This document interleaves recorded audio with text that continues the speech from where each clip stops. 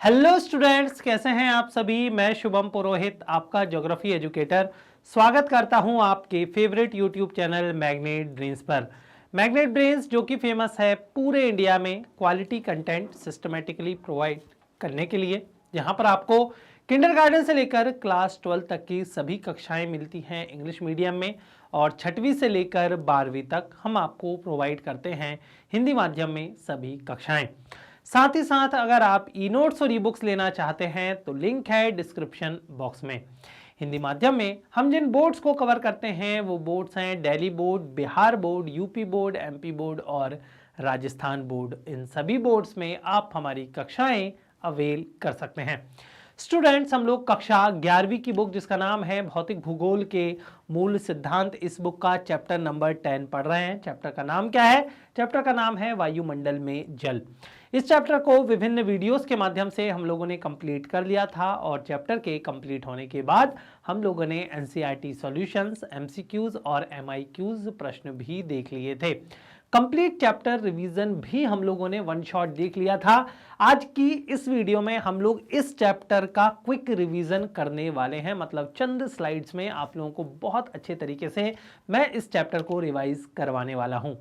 उम्मीद करूंगा आप लोगों को वीडियो पसंद आएगी। वीडियो अगर अच्छी लगती है तो वीडियो को लाइक करना है, अपने दोस्तों के साथ वीडियो को शेयर करना है, और कोई डाउट होता है तो बिना हिचके कमेंट बॉक्स में कमेंट कर देना है। चलिए वीडियो स्टार्ट करते हैं। हम वायुमंडल में जल ये चैप्टर पढ़ रहे हैं। वायुमंडल में जो जल मौजूद होता है वो जलवाष्प के रूप में मौजूद होता है, और उसका क्या रोल होता है हम लोगों को इस चैप्टर में पढ़ना है। सबसे पहले हम वाष्पीकरण क्या होता है उसको समझ लेते हैं। तो वाष्पीकरण वह प्रक्रिया है जिसके द्वारा जो जल है द्रव से गैस अवस्था में परिवर्तित होता है। जब हम पानी गर्म करते हैं तो आपको पता है कि वाष्प के रूप में वो पानी ऊपर उठता है, इसी को हम क्या बोलते हैं? वाष्पीकरण। और कारण क्या होता है कि वो द्रव अवस्था का जल गैस में बदल जाता है? उसका कारण होता है ताप। ये बात आप याद रखिएगा। संघनन क्या होता है? तो संघनन भी समझ लेते हैं, कंडेंसेशन को समझ लेते हैं। जलवाष्प का जल के रूप में बदलना संघनन कहलाता है।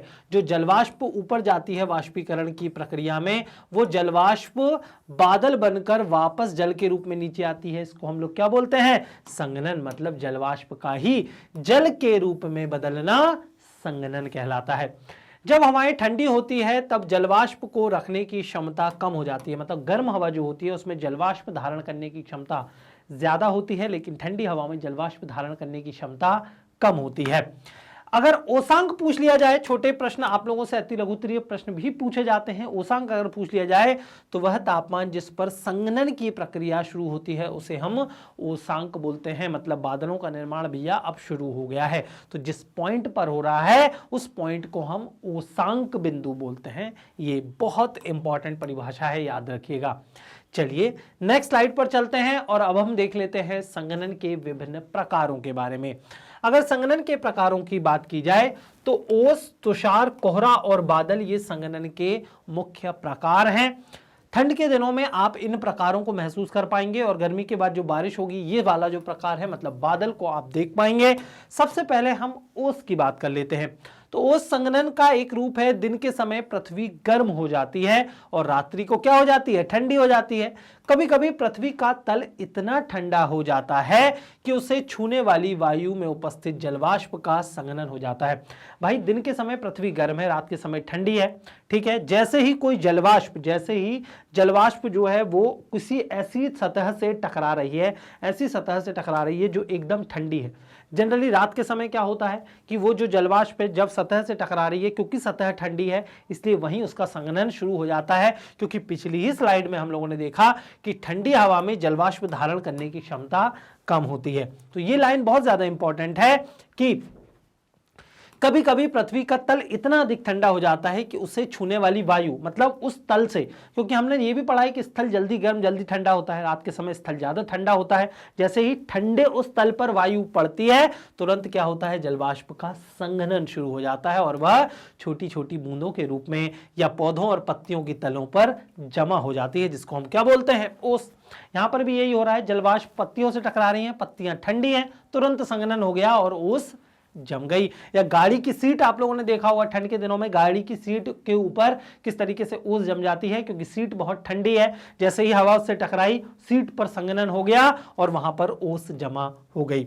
तो ये तो ओस। अब हम तुषार देख लेते हैं। तो जब संघनन तापमान के जमाव बिंदु से नीचे मतलब 0 डिग्री से नीचे हो जाए, सतह बहुत ज्यादा ठंडी हो, जैसे ही वायु उससे टकराए, चूंकि संघनन 0 से नीचे हो रहा है, इसे हम तुषार बोलते हैं। क्या बोलते हैं? तुषार। तो जब संघनन तापमान के जमाव बिंदु से नीचे मतलब 0 डिग्री से नीचे चले जाने पर होता है, अर्थात ओसांक जमाव बिंदु पर या उसके नीचे होता है, तब ठंडी सतहों पर तुषार बनता है। जैसे आप फोटो में देख सकते हैं, यहां पर किसकी फोटो है? तुषार की फोटो है, फ्रॉस्ट की फोटो है। यहां पर बर्फ जैसे कण जम गए हैं। कोहरे की अगर हम लोग बात करें, ठंड में बहुत ज्यादा कॉमन है कोहरा जमना। तो जब बहुत अधिक मात्रा में जलवाष्प से भरी हुई वायु संहति अचानक नीचे की ओर गिरती है, ठीक है, जलवाष्प से भरी हुई वायु संहति मतलब बड़ी मात्रा में जब वो नीचे आती है, तब छोटे छोटे धूल के कणों के ऊपर ही संघनन की प्रक्रिया स्टार्ट हो जाती है, क्योंकि धरातल के पास धूल के कण तैरते रहते हैं और इसलिए एक कोहरा जो है वो बनता है। कोहरा एक बादल है जिसका आधार सतह पर या सतह के बहुत नजदीक होता है। तो एक तरीके से बादल ही है। तो उम्मीद करता हूं आप लोगों को कोहरा भी बहुत अच्छे से क्लियर हो गया होगा। कोहरा और कुहासे में थोड़ा सा अंतर होता है, उसको हम देख लेते हैं। कोहरा कुहासे की अपेक्षा अधिक शुष्क होता है, मतलब इसमें ड्राइनेस जो होती है वो ज्यादा होती है, लेकिन कुहासे में कोहरे की अपेक्षा नमी जो होती है वो अधिक होती है, मॉइस्टनेस जो होती है वो ज्यादा होती है। कोहरे छोटे बादल होते हैं जिसमें धूल कण एवं धुएं के कण होते हैं। कुहासा पहाड़ों में अधिक पाया जो है वो जाता है। तो अगर आप पहाड़ी इलाकों में रह रहे हैं तो आपको कुहासा देखने को मिलेगा, और इन जनरल मैदानी इलाकों में कोहरा ही देखने को मिलता है। तो उम्मीद करता हूं आप लोगों को ये अंतर बहुत अच्छे से क्लियर हो गया होगा। चलिए नेक्स्ट स्लाइड पर चलते हैं और अब हम पढ़ देते हैं बादलों के बारे में, जो संघनन का सबसे लास्ट प्रकार है। बादलों का निर्माण वायु में उपस्थित महीन धूल कणों के केंद्रकों यानी न्यूक्लियाई के चारों ओर जलवाष्प के संघनित होने से होता है। भाई पिछले ही चैप्टर में हम लोगों ने पढ़ा था कि हमारे वायुमंडल में विभिन्न गैसों के अलावा धूल के कण भी तैरते रहते हैं। ये धूल के कण आर्द्रताग्राही होते हैं। इन धूल के कणों के ऊपर संघनन की प्रक्रिया स्टार्ट होती है। जैसे ही संघनन की प्रक्रिया स्टार्ट होती है तो बादलों का निर्माण होता है। बादलों का निर्माण होता है तो एक समय के बाद ये बादल जो है संतृप्त अवस्था में पहुंच जाते हैं और अधिक जलवाष्प ग्रहण नहीं कर सकते हैं और बरस जाते हैं। तो यही बात यहां पर लिखी गई है। बादलों का निर्माण वायु में उपस्थित महीन धूल कणों के केंद्रक के चारों ओर जलवाष्प के संघनित होने से होता है। चूंकि बादल का निर्माण पृथ्वी की सतह से कुछ ऊंचाई पर होता है, इसलिए उनके विस्तार, घनत्व और पारदर्शिता या अपारदर्शिता के आधार पर बादलों को हम 4 प्रकार से वर्गीकृत कर सकते हैं। हर तरीके के बादल एक जैसे नहीं होते। कुछ बादल देखे होंगे एकदम सफेद सफेद होते हैं, कुछ ऐसे काले बादल होते हैं, तो बादल कुछ एकदम ऊंचाई पर होते हैं। तो अलग अलग तरीके से हम बादलों को वर्गीकृत कर सकते हैं। नाम बहुत अच्छे से याद रखिएगा: पक्षाभ मेघ, कपासी मेघ, स्तरी मेघ और वर्षा मेघ। ये अभी मैं आप लोगों को चित्र बताऊंगा ना तो अपने आप जो है आप समझ जाएंगे। पक्षाभ, कपासी, स्तरी और वर्षा मेघ। भाई स्तर के रूप में अगर लेयर मिल रही है तो स्तरी मेघ। वर्षा कराने वाले जो काले बादल होते हैं, घने काले बादल होते हैं, तो अपने घर में जो बुजुर्ग लोग होते हैं, पापा मम्मी क्या बोलते हैं, भाई बारिश होने वाली है, मतलब ये वर्षा मेघ होते हैं। पक्षाभ मेघ जो सबसे ऊपर होते हैं, जो देखते से लगते ही नहीं है कि भाई इनसे बारिश हो सकती है, और कुछ आप लोगों ने देखा होगा एकदम रुई की तरह दिखते हैं बादल, उनको हम कपासी मेघ कहते हैं। एक एक करके समझ लेते हैं। सबसे पहले पक्षाभ मेघ, इनका निर्माण 8000 से 12000 मीटर मतलब 8 से 12 किलोमीटर की ऊंचाई पर होता है। ये पतले तथा बिखरे हुए बादल हैं जो पंख के समान प्रतीत होते हैं और हमेशा सफेद होते हैं। इस तरीके से बादल भी आप लोगों ने देखे होंगे। वैसे आजकल नीला आसमान दिखना बहुत जो है लगभग दूभर ही हो गया। इतना ज्यादा प्रदूषण हो गया, पोल्यूशन हो गया कि इतना नीला आसमान अब बहुत कम जगह ही दिखाई दे पा रहा है, खासकर पहाड़ी इलाकों में। तो ये जो है इसे हम लोग बोलते हैं पक्षाभ मेघ। कपासी मेघ मतलब कपास, रुई के समान जो बादल होंगे, जैसे यहां पर देख लीजिए, इसे हम लोग कपासी मेघ कहते हैं। तो ये रुई के समान दिखते हैं, प्रायः 4000 से 7000 मीटर की ऊंचाई पर बनते हैं।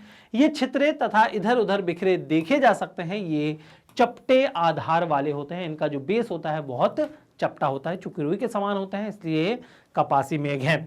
नेक्स्ट बादल हम लोग देख लेते हैं स्तरी मेघ। चूंकि लेयर जो है वो मिल रही है तो ये परतदार बादल होते हैं जो कि आकाश में बहुत बड़े भाग पर फैले होते हैं। देख लीजिए इस तरीके से लेयर बनी हुई है, तो इनको हम लोग स्तरी मेघ बोलते हैं। और निम्बस क्लाउड यानी वर्षा मेघ जो काले घने बादल होते हैं, तो ये काले एवं गहरे स्लेटी रंग के होते हैं। ये मध्य स्तरों तथा पृथ्वी की सतह के काफी नजदीक बनते हैं। ये सूर्य की किरणों के लिए अपारदर्शी होते हैं। वर्षा मेघ मोटे जलवाष्प की आकृति विहीन सहिती होते हैं, तो इनमें पानी बहुत होता है और संतृप्त होने के बाद ये बारिश करते हैं। ये काले मेघ होते हैं। तो इस तरीके से हमने बादलों के वर्गीकरण को समझ लिया है। उम्मीद करता हूं आप लोगों को चारों वर्गीकरण बहुत अच्छे से क्लियर हो गए होंगे। अब हम वर्षण समझ लेते हैं। लास्ट टॉपिक है हम लोगों के इस चैप्टर का वर्षण, मतलब इसमें ओस जो है, फ्रॉस्ट जो है, कोहरा, सब कुछ आ जाता है। कई बार आप लोगों ने देखा होगा कि बारिश जो होती है पानी के रूप में होती है, उसके अलावा कई बार ओले के रूप में होती है। तो सारे रूप अगर हम लोग देखें, गैस, द्रव और ठोस, उन सारे रूपों को मिलाकर हम लोग बोलते हैं वर्षण।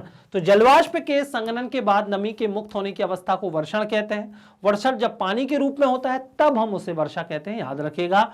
जब तापमान 0 डिग्री से कम होता है तब वर्षण हिमतूलों, ओलों के रूप में जो है देखने को मिलता है। कभी कभी वर्षा की बूंदें बादलों से मुक्त होने के बाद बर्फ के छोटे गोलाकार ठोस टुकड़ों में बदल जाती है और इसे हम ओलावृष्टि भी बोलते हैं। वर्षा के अगर प्रकारों की बात करें तो हमें 3 तरह की बारिश जो है वो पढ़नी है। संवहनीय वर्षा, पर्वतीय वर्षा और चक्रवातीय वर्षा। संवहनीय वर्षा भूमध्य रेखा के आसपास का जो क्षेत्र होता है बहुत गर्म होता है, वहां पर संवहनीय धाराएं चलती हैं। वो संवहनीय धाराएं जलवाष्प को ऊपर ले जाती हैं, संघनन होता है और जो बारिश होती है उसको हम संवहनीय बारिश या कन्वेक्शनल रेन कहते हैं। इसी तरीके से जब पर्वतीय क्षेत्रों में मान लीजिए कोई पर्वतीय क्षेत्र है और यहां पर कोई जलवाष्प ऊपर उठ रही है, बादलों का निर्माण हो रहा है, संघनन हो रहा है और बरस रहे हैं, अगर बादल इसी साइड बरस रहे हैं, इस साइड नहीं जा रहे हैं, इसको बोलते हैं पवनाभिमुख साइड और इसको बोलते हैं पवनाविमुख साइड। चूंकि पर्वतों के सहारे जलवाष्प उठ रही है इसलिए इसे हम पर्वतीय वर्षा कहते हैं। और जब चक्रवात के साथ बारिश होती है, हम लोगों ने चक्रवात और प्रतिचक्रवात भी पढ़ा है, चक्रवातों के दोनों ओर जो है रेनबैंड जो बनते हैं, जब वो बारिश होती है तो उसे हम चक्रवातीय वर्षा कहते हैं। तो एक एक करके यहां पर मैंने स्लाइड्स जो हैं ऐड की हैं, आप चाहें तो उनको पढ़ सकते हैं। अदरवाइज जो मैंने बोला है बस वही बातें हम लोगों को पढ़नी है। देख लीजिए, चक्रवाती वर्षा चक्रवातों द्वारा, पर्वतीय वर्षा जलवाष्प से भरी हुई वायु किसी पर्वत या पठार के ढलान के साथ ऊपर उठती है, और संवहनीय वर्षा जो भूमध्य रेखा है उसके आसपास होती है, जहां पर गर्मी बहुत ज्यादा होती है, जहां पर संवहनीय धाराएं चलती हैं। तो इस प्रकार हम लोगों ने वर्षा के विभिन्न प्रकार और बादलों के विभिन्न प्रकारों को देख लिया है। उम्मीद करता हूं आप लोगों को वीडियो पसंद आई होगी, मजा आया होगा वीडियो में। अगर वीडियो अच्छी लगी है तो चलिए फटाफट वीडियो को लाइक कर दीजिए, अपने दोस्तों के साथ वीडियो को शेयर करना है, और कोई डाउट होता है तो बिना हिचके कमेंट बॉक्स में कमेंट कर देना है। इसी तरीके से सीबीएसई बोर्ड के साथ Delhi board, Bihar board, UP board, MP board और राजस्थान बोर्ड में मैग्नेट ब्रेन्स आप लोगों को क्लासेस प्रोवाइड करता है। साथ ही साथ वैदिक मैथ्स क्रैश कोर्स और स्पोकन इंग्लिश की क्लासेस भी मैग्नेट ब्रेन्स चैनल द्वारा चलाई जा रही हैं। www.magnetbrains.com ये हमारी ऑफिशियल वेबसाइट है, जिसका इंटरफेस आप मेरे पीछे यहाँ पर देख सकते हैं। यहाँ पर सारे कोर्सेज अपडेटेड फॉर्म में सिंक्रोनाइज वे में आप लोगों को नजर आ जाएंगे। किसी भी तरीके की कोई दिक्कत आप लोगों को महसूस नहीं होगी। डे टू डे अपडेट्स के लिए आप हमारे सोशल मीडिया चैनल्स के साथ भी जुड़ सकते हैं। जिन सोशल मीडिया चैनल्स पर हम उपलब्ध हैं वो हैं यूट्यूब, फेसबुक, इंस्टाग्राम, ट्विटर और व्हाट्सएप चैनल। आपको करना क्या है, इन सभी चैनल्स को सब्सक्राइब कर लेना है। आज की इस वीडियो को ढेर सारा प्यार देना है, अपने दोस्तों के साथ शेयर करना है, और डाउट की स्थिति में कमेंट बॉक्स में कमेंट करके डाउट पूछ लेना है। ई नोट्स और ई बुक्स के लिए आप डिस्क्रिप्शन बॉक्स चेक कर सकते हैं। तो आज की इस वीडियो में इतना ही, मिलते हैं नेक्स्ट वीडियो में। Thank you so much.